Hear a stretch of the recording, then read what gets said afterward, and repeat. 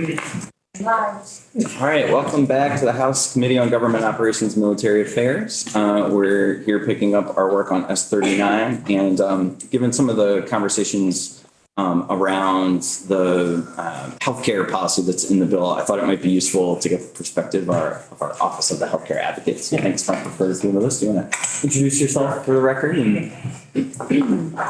For some reason, I sort of this for the record phrase has always bothered me. I always say, good afternoon, I'm Mike Fisher, I'm the Healthcare Advocate. I don't know what the record is anyway. Same record you had in grade school. Yes, exactly. It'll be on YouTube forever. That's the record. So happy to be here and speak for just a moment about this, the dynamics of offering health insurance to legislators. And let me start with an expression of support for it. And then I'll give you sort of the complexities, sort of the concerns. I'll come back to supporting it. I think it's a good thing. I think sort of from a good government perspective, the barrier to service, the health insurance barrier to service is significant. And I think we're better off when more people can serve and don't have that barrier. So having said that, has anyone ever told you health insurance policy is complicated? I believe those of us are been around the building or read a newspaper in the last 10 years and probably before. So one of the dynamics in the Affordable Care Act is that the sort of people are broken up into two groups. Those that have an offer of employer-sponsored insurance, they get the benefits of their employer's contribution. And those who don't have an offer of employer-sponsored insurance, and they get the benefit of subsidies if they're eligible for them. And so you don't get the subsidies, you're not eligible for the subsidies if you have an offer of employer-sponsored insurance. So I know because I run a helpline that offers support to Vermonters, including legislators, that it's not uncommon for legislators to get support from us and to get fairly substantial subsidies through Vermont Health Connect. Today, a legislator that's making low income, guess what? A lot of legislators do, can go through Vermont Health Connect and get substantial premium tax credits and substantial premium support for their premiums and substantial support for their out-of-pocket costs.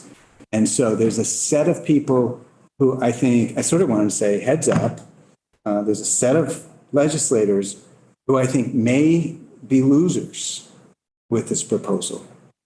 And I'm suggesting that you do this with your eyes open and in a recognition that I don't know how many. My belief is the majority will be winners. But I wouldn't be surprised if after this goes into effect, there's a few people who say, OMG, I thought I was getting something better and it's ending up harming me.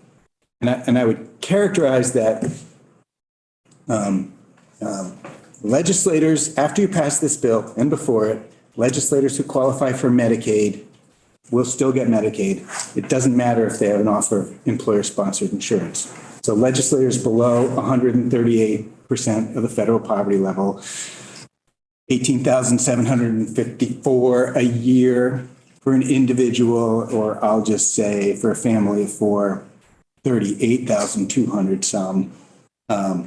Below those numbers, they'll still be eligible for Medicaid, unchanged by whatever you do here today or this year. But legislators that are above that, between 138% of the federal poverty level and 150% or maybe even 200% of the federal poverty level, today, because they are not getting employer-sponsored insurance, are getting, in many cases, a pretty rich plan at very low cost. And back of the napkin, as we look at it, those legislators having to pay 20% of the state employees plan, many of them may not be getting much of a better benefit, but having higher costs. Michael. Sounds like, as in all policies, there are winners and losers with all the decisions we make. If we make all legislators eligible, that counts as employer provided insurance, most likely, is how it would be interpreted. And so they wouldn't be eligible for subsidies, but they would get a very generous plan through the state employees. That's a plan we've heard in testimony is as good or maybe even better in some circumstances, but comparable to a good plan on exchange. So I guess my question would be, the group of legislators that's in that kind of 138% of federal poverty to 200% potential, that when we're saying that they might lose, we're talking about them having to pay, based on what we've heard, something like $100 to $200 a biweekly pay period, whereas they might be getting almost nothing in terms of their deductibles in some cases on exchange now. Is that the sort of experience that we'd be seeing for those folks at the kind of in that? So let me be, for those between Medicaid and 150%, they are getting what's called Silver 94. They're getting a platinum level plan. And so they are getting something that is arguably similar to the state employees plan. State employees offer some benefits that are not included in the exchange. I'll just recognize this. So it's similar in value, though it might not have or wouldn't have things like fertility services or, there's some things the state employees offer that the exchange doesn't offer. But so a similar plan that could be $1 or $2 a month in premiums.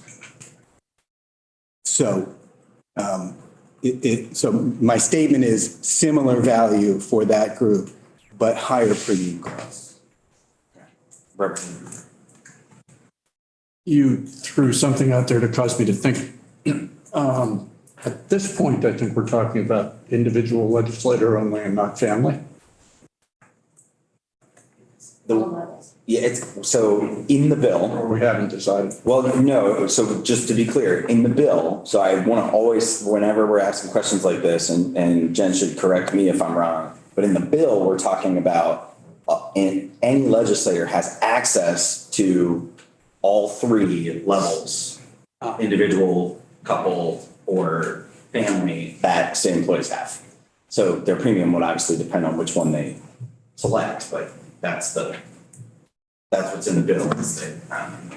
So would a spouse, if the legislator took coverage for themselves, would a spouse or other individual still be able to apply for the subsidy? And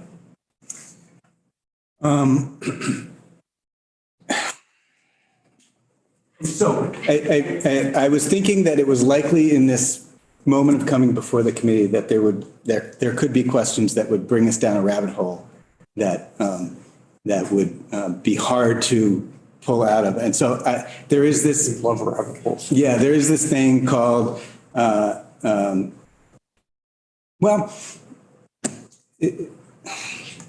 might turn to Jen.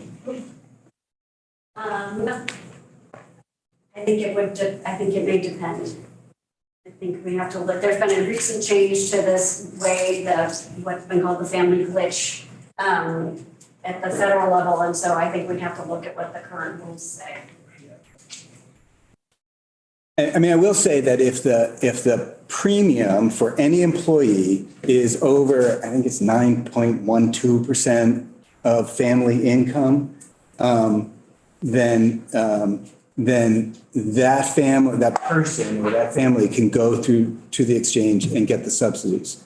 So for those people, there is a level of protection for a certain set. But I think the main thing to say to you is it is complicated. And it's hard to, I mean, I've tried to speak in some specifics, but but really to evaluate it, we would have to look at actual scenarios. I really just wanted to give you a heads up. It's complicated. It's not all on the positive, in my belief, it's not all on the positive side. It's not all on the winner's side for legislators. But now, as promised, I'll go back to, I still think it's the right thing to do.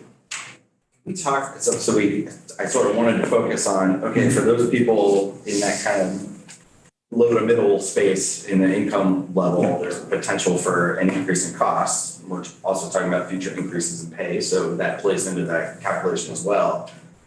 But then the other side of the income spectrum, for people who make just a little bit too much to qualify for subsidies on the exchange, for them, it could be really significant savings. We're talking about if you're buying a plan unsubsidized right now, the premiums people are paying are $20,000 or $25,000 a year for family plans, right? So significantly more expensive for a significantly lower value plan.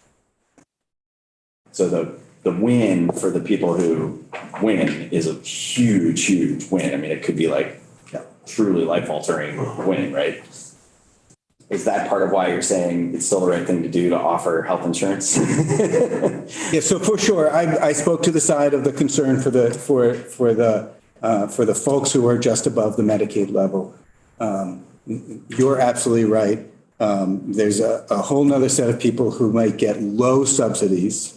They might still get subsidies because subsidies today are sort of capped at or basically 8.5% of income benchmarked against a certain insurance product. There's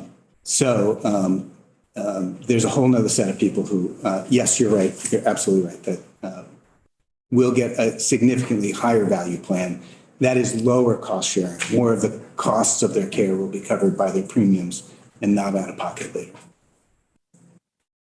Be a lot for the study committee to think about if they ever get to their work. Other questions for Mr. Fisher?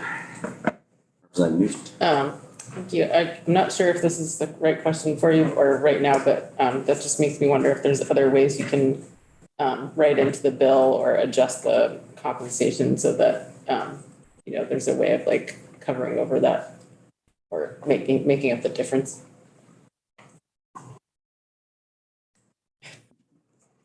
It's hard to imagine a compensation that would be based on, I don't know.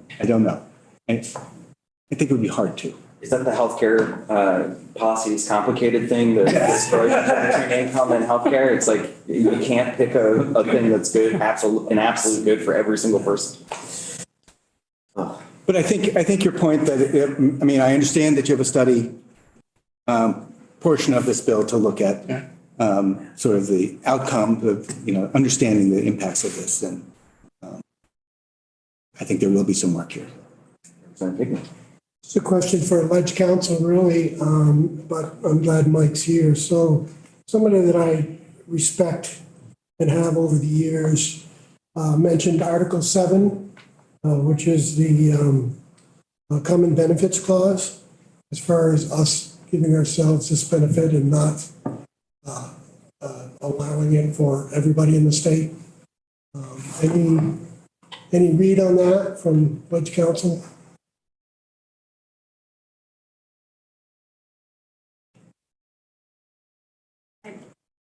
Jen Kirby, Legislative Council. I don't think the Common Benefits Clause has ever been interpreted to mean that everybody is entitled to the same things as everybody else wants or gets. There's balancing tests, there's rational basis tests for why we would create things a certain way.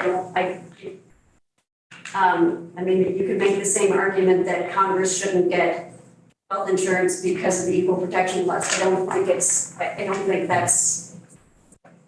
don't see that as a winning legal argument.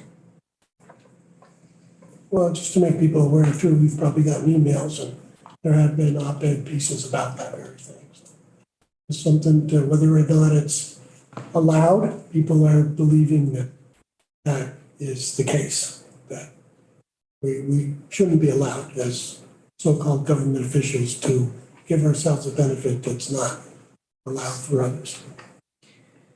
Well, to be clear, you would be putting yourselves on the state employees health plan. I think, you know, for certain, in certain contexts, you already are treated as state employees and you're receiving compensation from the state for your work on behalf of the state. So I think you could argue you're being treated more on par with state employees as people who have taken on an obligation and work on behalf of the state. So, I think it's a misreading of the Common Benefits Clause to suggest that legislators cannot be compensated in particular ways because other people in the state are not compensated in those same ways for engaging in very different activities. Okay, and again, I guess, for our benefit, it is from Alan Gilbert, who used to be the executive director of Vermont's ACLU. So, very knowledgeable individual.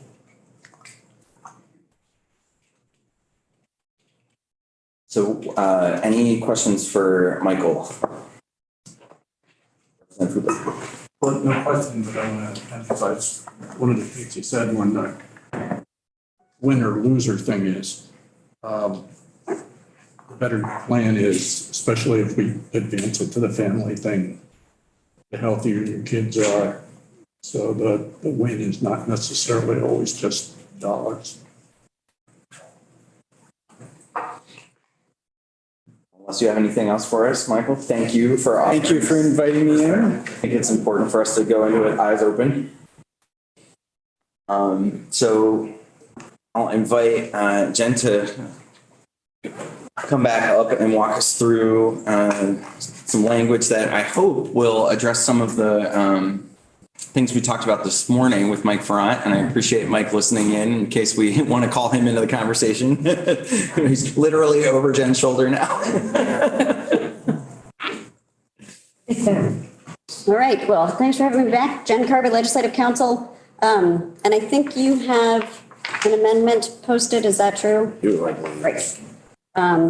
So what I have brought to you based on your conversations and the concerns that Mike Ferrant had raised is not a strike all, but it is because we're really only dealing with a couple of parts of the bill. So it makes some changes in section 4, and the ones, most of them I've done as a kind of markup to show you what the differences would be rather than just trying to describe them. But that would come out if you actually take this to the floor. The markup would come out. So just to take you through, starting with the first instance of amendment, we are in section 4, which is the big section in the bill on compensation and reimbursement of expenses. The first change, and I'm not sure if you have discussed this, but I know it's come up in some contexts, would be under adjournment compensation, and instead of making it an entitlement, that you would receive the 1/5 of the annually adjusted weekly compensation amount. It would instead allow you to, or members to claim. So it would say during adjournment of the General Assembly, a member may claim an amount equal to 1/5 of the annually adjusted weekly compensation. So it wouldn't be an automatic if somebody felt like they had not performed work during a period, they could choose not to claim it. If you want to stop there or keep going. Cooper. Does that mean that specifically means you have to claim it to activate it, not that it's activated and you have to turn it off? Right. You would have to, so you'd have to effectively submit a timesheet. Okay. The second instance strikes out and puts back in subsection B. So if you're looking at the bill as passed by the Senate, we're on page 8 and striking out B, which is the expenses, and putting it back in with some changes. So on the first page of the amendment, I'm not making any changes there. So the mileage piece doesn't change. But then getting in onto page 2, we're in the meals provision, and this would set a default. We talked this morning about a potential default where a member could receive either a meals allowance or a reimbursement of actual meals allowance. And this would say, instead of just saying, and it's your choice and let legislative operations know which one you pick, it would say, a member shall be presumed to have elected to receive the meals allowance unless the member informs the Office of Legislative Operations prior to the convening of the regular or adjourned session that the member wishes to receive reimbursement of actual meals expenses. A member's election to receive reimbursement of actual meals expenses then would remain in effect through the remainder of that session unless the member notified Mike's office in writing that the member needed to change to the meals allowance due to a change in circumstances or for another compelling reason. That's the language we talked about this morning. So again, this would set up a presumption of allowance, but a member could choose before the session starts to switch to reimbursement of expenses. And then they could switch back if they really, really had to, but trying to avoid Mike having to deal with constantly shifting elections there. So then goes into a little bit more on the meals allowance, the same as the bill that came over and really the same as existing law. Then under the meals reimbursement, I tried to get at that idea of the maximum amount for the week being the maximum you would get if you, or a member would get if they had selected the allowance route. So for any member who chooses to receive reimbursement of expenses would get reimbursement equal to the actual amounts expended by the member for meals for each day that the house in which the member serves shall sit, as well as meals for the night preceding the first legislative day of each week during the session, provided, however, here's where we get new, that the total amount of the weekly reimbursement available pursuant to this subdivision shall not exceed the amount the member would have received for the same week if the member had elected the meals allowance pursuant to subdivision A of this subdivision 2. So basically, you can put reimbursement in for Monday night, all day, Tuesday, Wednesday, Thursday. You can put in for Friday, but at some point, if you hit the amount you would have gotten for the week, that's where you max out. So you don't get more by doing reimbursement. Sounds exactly like what we ordered this morning, but I can see that it took a little bit of gymnastics to get there. Does anybody have any questions about that before we move on? A lot of words. You know, it's a lot of words, but it frames the intent well. Good. Yes, a lot of words coming out too. So. Well done. Is that how you get paid, Jen? Very verbose, let me tell you. All right, and then we get into lodging, and it's really, I made exactly the same changes there. So the default, the presumption is lodging allowance, but a member can notify legislative operations before the session starts that they want to do reimbursement of actual lodging expenses. And that election would remain in effect through the remainder of the session unless you really, really have to make a change. And then on page 4, it's that same maximum for the lodging reimbursement. So it's, again, lodging for each day that the House sits, as well as lodging for the night preceding the first legislative day of each week during the session, provided that the total amount for the week cannot exceed the amount you would have gotten with the lodging allowance. Couple more things, page 5, under absences, this is really a conforming change. So under existing law, if a member is absent for reasons other than sickness or legislative business for 1 or more days while the House that they're sitting in is in session, the member is supposed to notify the Office of Legislative Operations that their absence and the expenses received, this is current law, shall not include the amount that the legislature specifies was not incurred. As the bill came over from the Senate, it says the member shall not be reimbursed for mileage, meals, or lodging expenses, but really it should say shall not receive or be reimbursed, because even those who are doing the allowance model for the meals and lodging are still getting reimbursed for mileage. So this covers the gamut. And then finally, the third one, we did not talk about this, but this is to try to address an oopsie that occurred at the Senate stage, which is the Senate Appropriations Committee for the Legislative Service Working Group.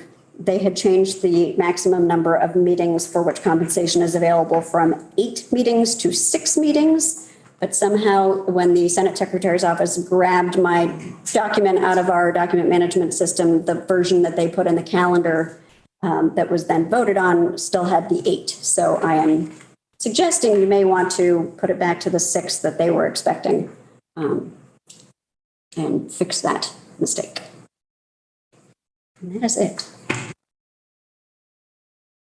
All right. Any questions about the text in the amendment?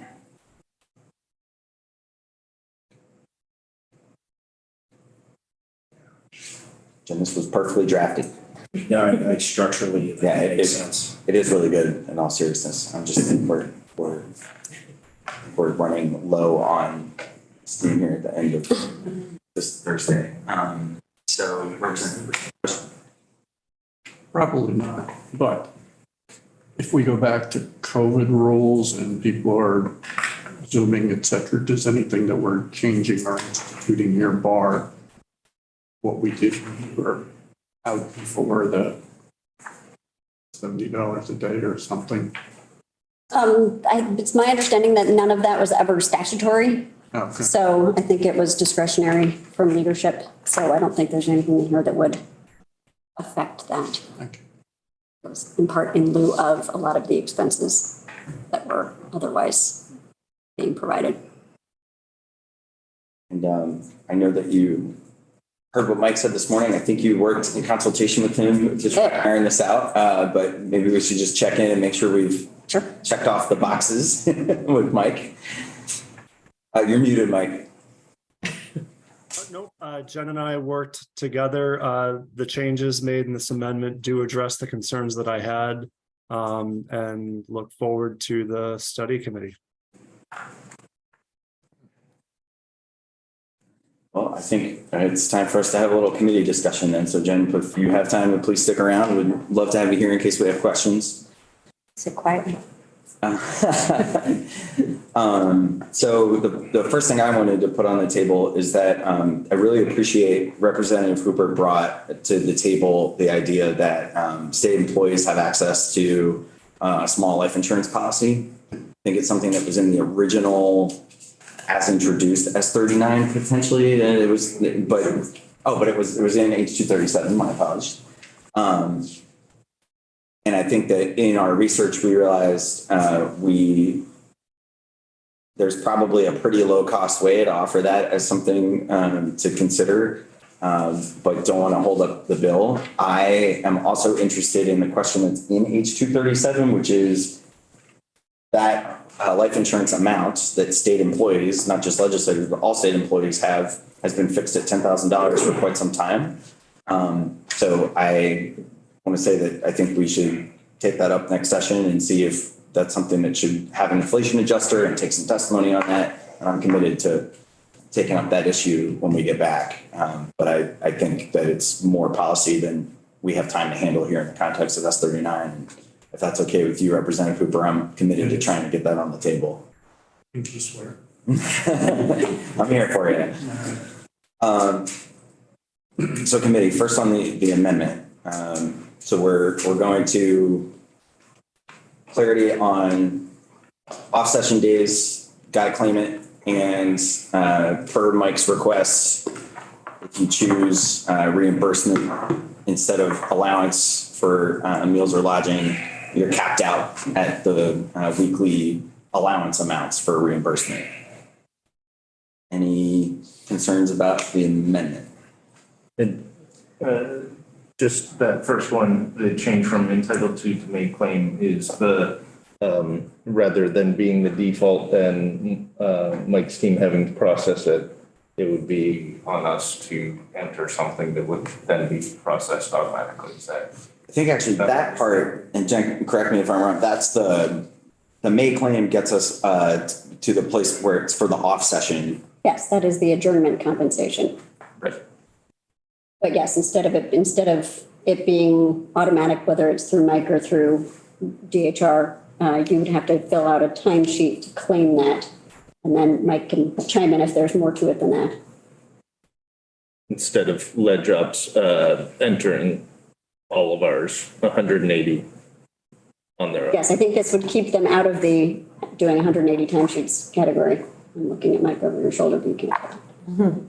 Yeah, just to clarify that a little bit further, Jen, Great. if it was not an option we would put all legislators on an automatic pay schedule throughout adjournment through HR, the same way you are during the session. The folks wanted the ability to opt out of it. So that's where that may claim and the timesheet entry portion comes into play.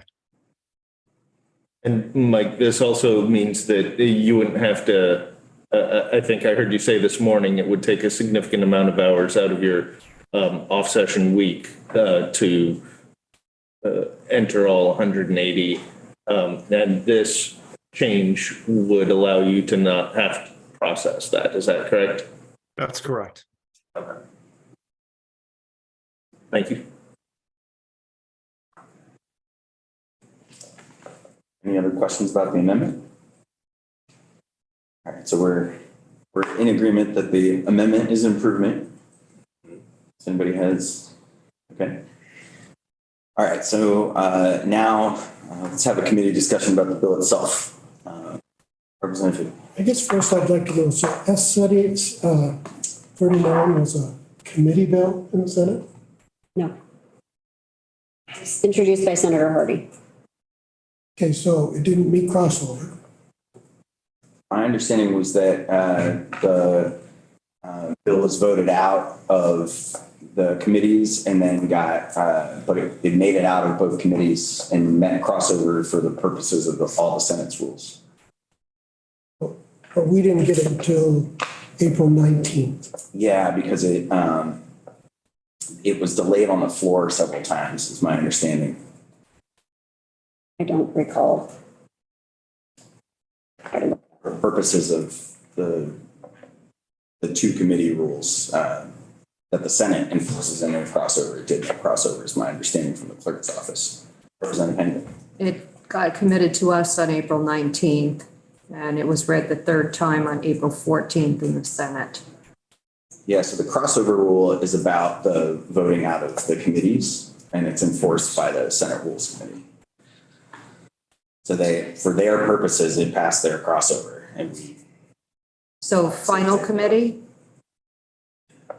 Is that the date, the final committee action, or when it first comes out of the first committee of jurisdiction? in order for them, my understanding is that in order for them to, so for the Senate rules purposes, my understanding is it made crossover. For our purposes, if we choose to take a bill up on the wall, off the wall, that is a Senate bill, we don't have to, we're not obligated to, but that we can absolutely move a bill once it's in our possession.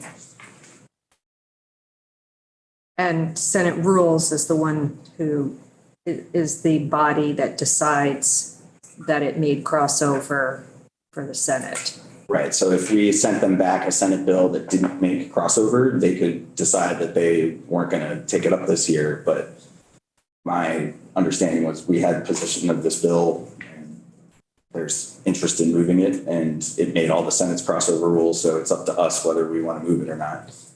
I guess Consulting with the clerk.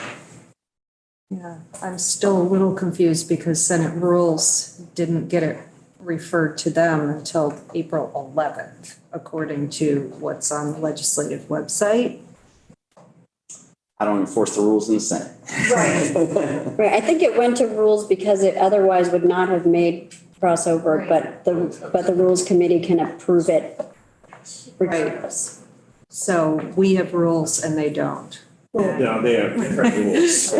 Each body operates under its own rule structure in governments. And regardless, April 19th, and we're gonna leave here hopefully May 12th. To me, that's not enough indication to even give the public enough notice as to what we're up to. So, for that reason alone on such an important issue, I don't think it's enough time for us to consider this. And I guess the other question I'd like to ask is this going to be a standalone bill or is it going to be slipped into the budget? So Representative Haley, we've been considering this bill several times. That's been widely reported. I've read about this bill multiple times in statewide publications. I think the public is well aware. I've received emails from constituents saying we need to do this, emails from constituents saying we don't, so that the public's aware. My intent is for us to pass this bill and have it go to the appropriations and for it to be considered on the floor as a standalone bill. This is all being done very publicly here. I don't think anybody's trying to, if the implication of your last comment was that we're in some way trying to hide this from the public, I think it's been a very, very public debate. I'm not sure what. Again, I'll go back to, this is the first session of the biennium. If this happened on the second session of the biennium, we're into another election cycle. So again, the expediency of this politically has the implications of also having a year to go by, have it fade from people's memories. I think that the real policy choice here is that we're delaying any increase in pay to the next biennium. So that, if the public has a large concern about this, they can hold us accountable. But I mean, that's for each of us to decide and talk with our constituents about. Representative Waters-Owens, go ahead. Thank you. I think with saying that it's being considered now to avoid considering it next year is possibly a reflection of a bias you might have against the bill. When I think, on the other hand, if one views this bill positively, you could say it's addressing a need that needs to be met, which is giving more people the opportunity to be a part of this process that we're going through right now, because they can't otherwise afford to, because they don't have the means or the resources to do it. It also has to do with my 15 years of experience here and seeing how things work. I have 15 years of experience doing other things. It makes no Start difference. implementing in a year out when supposedly it doesn't affect us, then why couldn't it have been passed next year? So I want to just make sure I'll recognize folks. I want us to have a robust committee discussion. I also want to make sure that we don't impart any motive onto each other, So Representative Henkel, go ahead. Just listening to Representative Higley bring up the time frame and your response to him. Senator White came and introduced this bill to us on May 1st. Today is only May 4th, right? So we actually haven't taken testimony on this bill before 4 days ago. Is that correct? Say the days are kind of bleeding together. I know, so May 1st was Monday. Monday. I think it was like last Thursday or Friday. Okay, so that Yeah, was it might have last been like the Friday, so it 27th or was 28th. 4 working days for us that we've started taking testimony on this. So I think I would tend to agree with Representative Higley that this is moving fast, whether it's been public or not, and whether it's had tons of debate in the Senate. I do think that this is really fast for a House committee to push a bill through. And this is not the first year that I've said that. Rep. Byron can attest to that I complain about this every year. It doesn't matter what bill it is. It is a common perspective of Representative Haig. Yeah, and it doesn't matter what bill it is. But it has happened. Yeah. So one of the things that I always find interesting when we're having process debates is that I don't think the public wants us to spend a ton of time thinking about our own compensation and pay. And we're doing pretty straightforward things here in terms of, allowing ourselves to contemplate small increase in pay in the next biennium for the next General Assembly, and the opt-in for healthcare. Those are really the two things that's on the table. And we're saying we want to look at the whole package because we're probably not, I think there are unanswered questions that the study committee gets at. And that's what makes me feel comfortable just, saying these are pretty straightforward things that I don't think need a ton of thought. But I think we're going to have a lively debate here and on the floor about should we get paid a whole lot and be very professional? Should we, be more volunteer? And I think those are really healthy debates for us to have about how best we serve our constituents and what the quality of our democratic process is here, small d. Representative Waters Evans, did you have another comment? Yes, but I can't remember what it was. Sorry, I'm talking too much. No, you're not talking too much. More discussion. I know, I have lots of things to say, but I've already said stuff, so I'll wait my turn. Representative Hoover, go ahead. I have, it's good to have this discussion here, but I don't think we reach a resolution here. The bill came over. Our clerk, I have infinite, worked with her a while and she knows what she's doing. The speaker assigned it to us. It would seem like this discussion is more a floor discussion for ruling than anything else, right?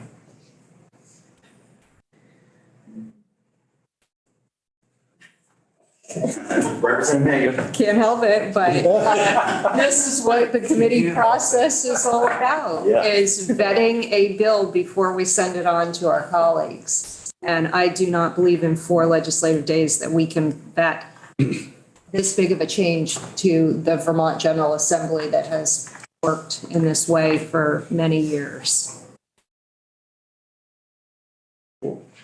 Representative Morgan, and then I'll go back to you, Representative.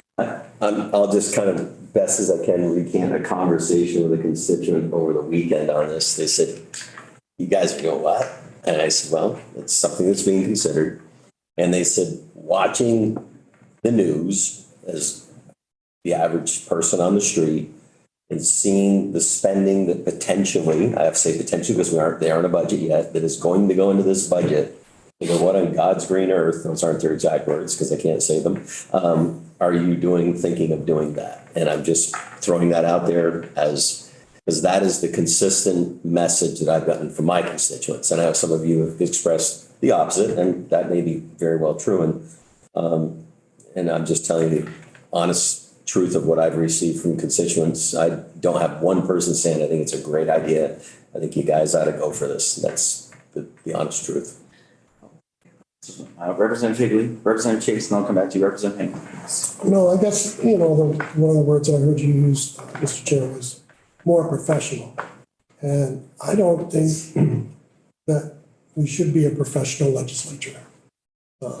It's a citizen legislature. And I worry about even the study committee. I mean, we've talked in this committee before, previously, not in this session, but about the length of time we should be here. And I've heard many members say that they think we should be here year round. And that scares the heck out of me and my constituents. So, there's another reason right there that I have some real angst about a study committee and what they might come up with. Chase. One of the things that I've heard several members who have had to resign because they couldn't take care of their families, so that denies them the opportunity to participate in the process. I've also heard members of my community talk about how they wish they could put themselves out there and participate, but they just can't. They would be allowed to go back to their jobs, but they can't afford to do that juggle, or if they're working for a small business or working for themselves, they just couldn't afford to do it. Healthcare is another common theme to that, not just the pay. So for those reasons, I support this in general. But also we've talked about, and I've heard people wanting us to do more in less time. So as far as the length of time, number of days we deliberate over, as long as we're investigating and being comfortable with the words and understanding what's going on. I don't think just having extra days on the topic for the sake of extra days is necessarily contributing additional value to the process. Especially if members want to try to shorten the session or anything like that. I think Representative Hager was next, and I'm starting to get tired right now. And then Representative Boyd and Waters Evans and Nugent all had hands up too, so don't let me forget. I just had a question, and it may have been answered in another day's testimony, but I don't know the answer. I have heard a number of several $1 million thrown out that this is the cost of doing this, but do we have a JFO note? We have the fiscal note. Sorry that I missed that. I will look it up. So I think if I remember, the 4.5 million, give or take, is the total cost in when all of the pay increases are implemented by 2027. So my comment on that, and all of you who have been here for any amount of time will know how very hard I and the National Guard Caucus has tried to get military pensions to be tax exempt and survivors benefits for folks whose spouses served and died in the line of duty. And I can't help but think that that's a $3.5 million cost. And if we can't do that, why should we do this? So I'm really quite torn on this issue from a personal standpoint, from the veterans that I have spoken with and their survivors. Representative Watterson, go ahead. Then I'll go to you, Representative Boyden. Thank you. I think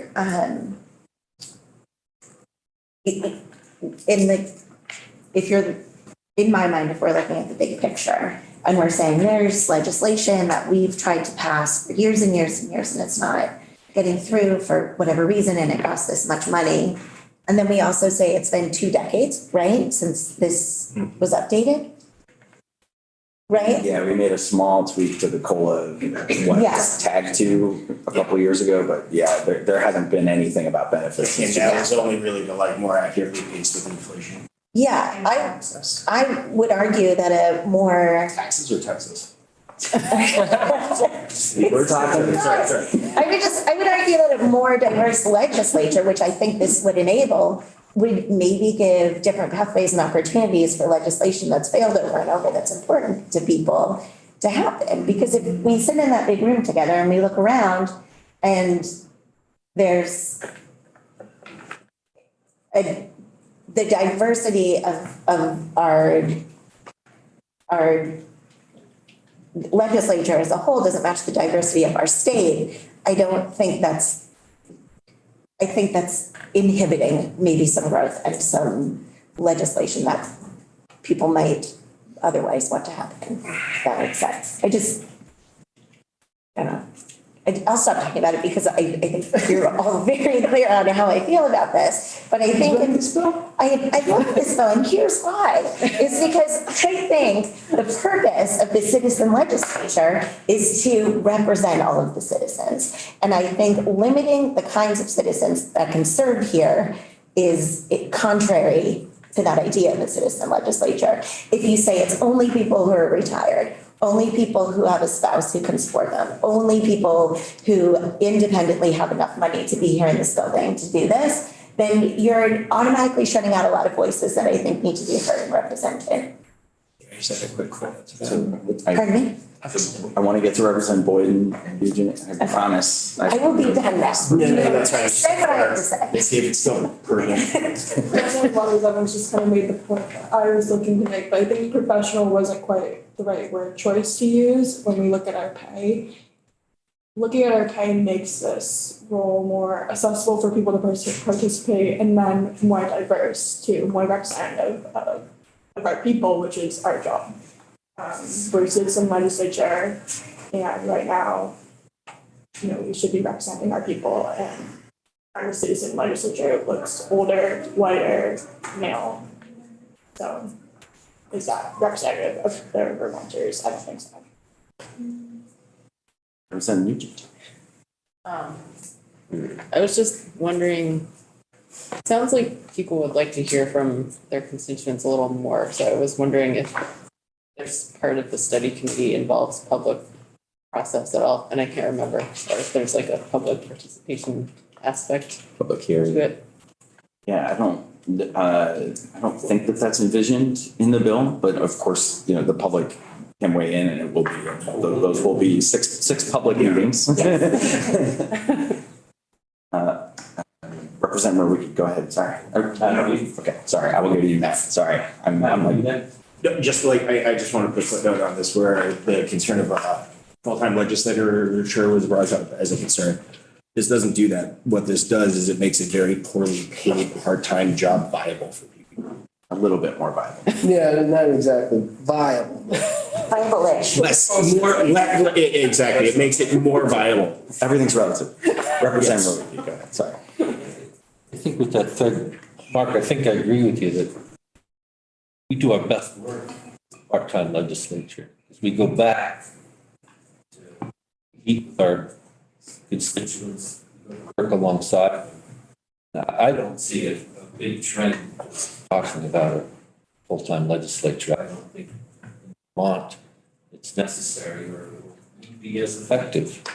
But I do think this is a good step in the right direction.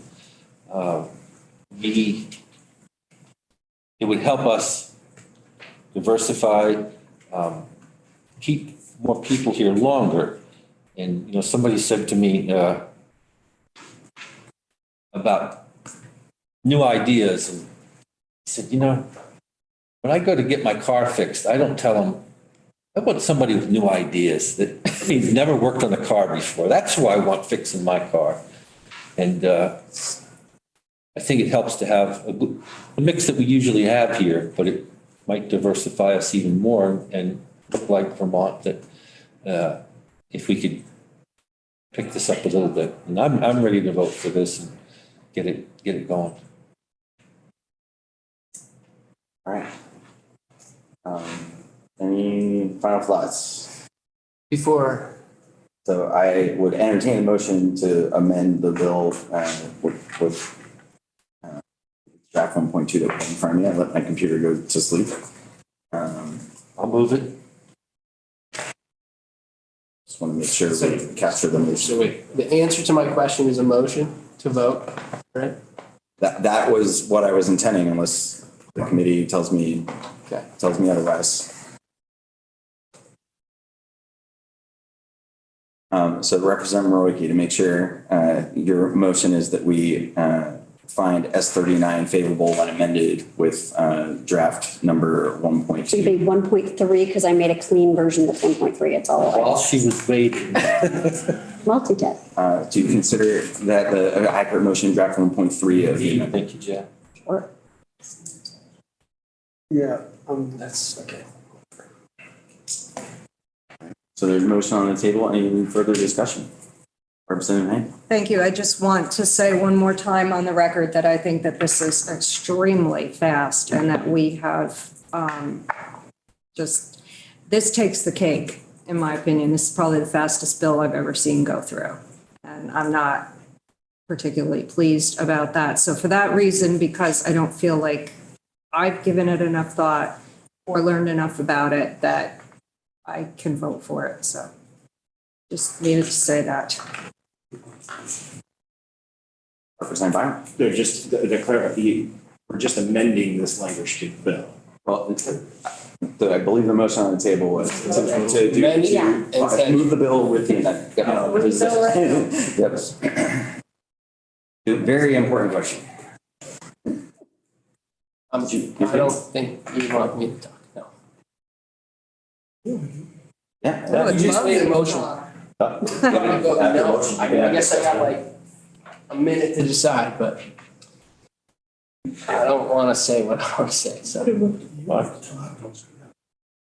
It's just a motion on the floor. Yes, there's a motion on the floor. I want to give people the opportunity to say. I'm gonna vote no, that's what I'm gonna say, that's what I was gonna say, but. Say it again, I'm sorry, I didn't hear. I don't really want to belabor this process question, but I don't disagree with it. I mean, like, this is the third day that we've taken this up. Fourth time talking about it in committee, second time doing a committee discussion. I don't see that we're like finding consensus in a smooth fashion. So literally I asked what is about to happen, and instead of an answer to what was to my question, I got literally a motion was made. So like, I'm taking my answer to that answer is no, because I can't say that I'm comfortable yet with this. I would love one more day, like one day. Would if folks want one more day, I'm not in a huge rush. I just thought from conversations I had with most of the committee that folks had kind of made up their minds. But I don't have a problem with waiting one day. If Representative Rowicki is okay withdrawing his motion, we can put this on the agenda for tomorrow. My only concern too is just about, where calendar days are limited. So what I would ask, if we are going to wait another day, is if there are very specific folks that we need to hear from or questions that we need to get on the table. That's all. But I don't want to be too rushed. I want to hear that really loudly. Good question. I'd be glad to draw the motion, especially if you've got specific questions, Jay. Yeah. I had the same sense that people were setting their votes. But I hear what you're saying, and yeah, let's back off. That was the only. Put your questions on the table. We'd love to hear. Yeah, so not trying to rush folks that still have unanswered questions. But it's not like this is a floor amendment that we're trying to rush through. So I appreciate that. So we will not hold a vote today if that's the will of the committee. Representative Hango. Thank you. I just want to remind you that I will not be here tomorrow, so one extra day isn't going to help me, but thank you. I appreciate your offer to withdraw. And I just want to mention to the committee that not one of you has asked me my opinion on this bill. We've not had a discussion about this bill. So to say that you thought you had a sense of the committee and how they felt, I don't recall ever talking about this bill with any of you, including my two colleagues here. We have not even discussed it. So, to say that people have reached out and felt that there was a good committee feeling about this, I don't know where you're getting that. I'm going to correct what I said if that's what you took. Yeah, I did. I felt the votes were set, and I don't think anyone's going to change their mind now. That makes more sense. And I think what we're hearing in this discussion is that maybe that's not the case. So happy cause. I'm not saying count on me to change from what just was like a rush no, because I feel like, okay, I'm not comfortable enough to say yes. I'm not saying that I'm gonna be a yes after I don't even know exactly what my questions are. That's the problem here. Okay. Well, let's take a deep breath for today. If folks have a couple last comments, we'll wrap it up and push pause on this bill for now. Representative Morgan. Yes, well, Rep. Hango gone tomorrow. I mean, it probably isn't going to change any outcomes out of this. I'll be blunt on that. But I don't know if that means we wait till Monday. I'm just throwing that out there, but maybe somebody else will be affected on Mondays. I don't know. So I just want to say that juggling schedules in the final days of the session, we're going to do the votes, and attendance is really important. Not everybody can always be here at all times. I'll do my best to try to give everybody, make sure that we're all here and folks have their opportunity. So it's very challenging in the last few days of the session. I think we all have a commitment to be out of here at a certain time, and I'll have to work with you all to make a strategic decision about when we've heard enough and gotten to the point where we can vote. So I'll do my best to accommodate what the committee needs, but can't always do everything. Representative Byron and then Representative Chase. No, I'm just hanging back. Oh, sorry. You're doing Ethan Allen then from the statute. Representative Chase, go ahead. Two parliamentary procedural sort of questions. On the floor, if a question is asked, it can't really be withdrawn. Do we need to do anything specific to withdraw a motion, or are the rules for committee just? No, in a committee, if a motion can be withdrawn.